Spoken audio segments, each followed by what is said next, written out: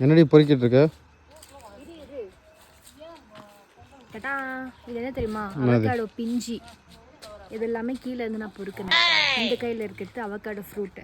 இந்த ஒரு பழம் நம்ம சென்னையில் கண்டிப்பாக 40 ரூபாயிலேருந்து 50 ரூபா சொல்லுவாங்க. இந்த ஒரு ஃப்ரூட் கண்டிப்பாக 150 ரூபாயிலேருந்து 200 ரூபா சொல்லுவாங்க.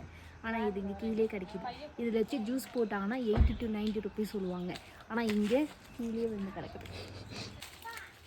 டடா, இது என்னன்னு தெரியுதா? கீழே விழுந்துருக்கு. இங்கே ஒரு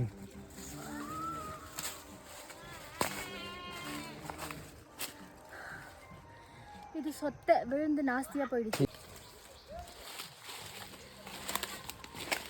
டடா, இது என்னன்னு தெரியுதா?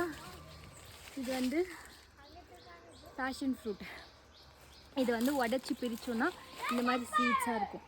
ஸோ இதை வந்து அப்படியே எடுத்து அது சாப்பிடு, நல்லாயிருக்கும். இனிப்பு புளிப்பு எல்லாம் கலந்த. இனிப்பாக இருக்கா? இந்த காயெல்லாம் கீழே விழுந்து கிடக்குது. கொடி பார்த்தீங்கன்னா அது இருக்குவ. தோவே இருக்கு பழுத்த காய். இந்த பேஷன் ஃப்ரூட் நம்ம சென்னையில் 1 கிலோ கண்டிப்பாக 300 ரூபா, 250 ரூபாயிலேருந்து 300 ரூபா வரைக்கும் போகும். இங்கே பார்த்தீங்கன்னா கீழே அங்கங்கே விழுந்து சொத்தியாக நாசமாக போயிருக்கு. ஸோ இது வந்து என்ன சொல்லுவேன்னா, எந்த பொருள் எந்தெந்த இடத்துல இருக்கும் அந்த பொருளுக்கு அங்கங்கே தான் மதிப்பதிக்கும்.